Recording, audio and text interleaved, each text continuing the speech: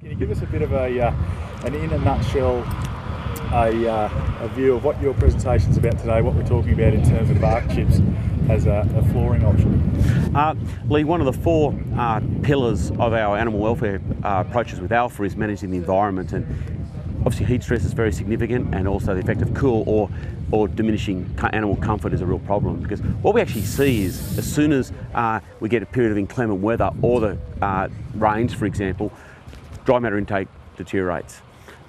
The dry matter intake deteriorates because cattle comfort is diminished. What we actually see is interesting, it's not that the amount of time cattle spend at the bunk or the time ruminating, it's actually the amount of time they spend lying down is most positively correlated. So it's just about keeping them happy and comfortable. We had a lot of data out of North America suggesting that once cattle become uncomfortable, their performance and welfare diminishes. And so we've been trying to validate some of that North American work in our Australian feedlot conditions. So there's a number of approaches that have been advocated.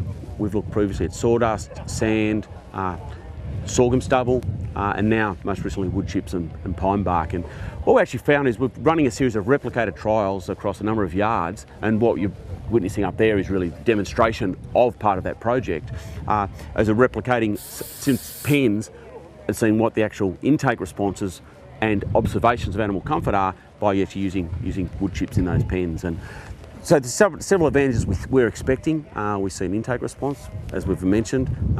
Secondly, we actually clean the cattle. So before these cattle go to slaughter, it actually removes a lot of the dags or mud off those hides. So obviously we're carrying less potential contamination of those plants. Those cattle need to be washed less when they actually go to the plants, and therefore ending up with better meat colour and improved palatability. To say that's obviously one less stressor in the chain that doesn't need to be there. Absolutely, and I mean the cattle that are most vulnerable are our lighter, early day on feed cattle that we're really trying to train and get to eat. And at the other end, it's those very heavy cattle, which, like us, as we get heavier, there's more pressure on their joints, and they don't want to move around as much. So what we've also found is when we move those cattle in, they actually play, they actually enjoy it, but then gradually feed intake goes up. So it's been practically a very positive experience.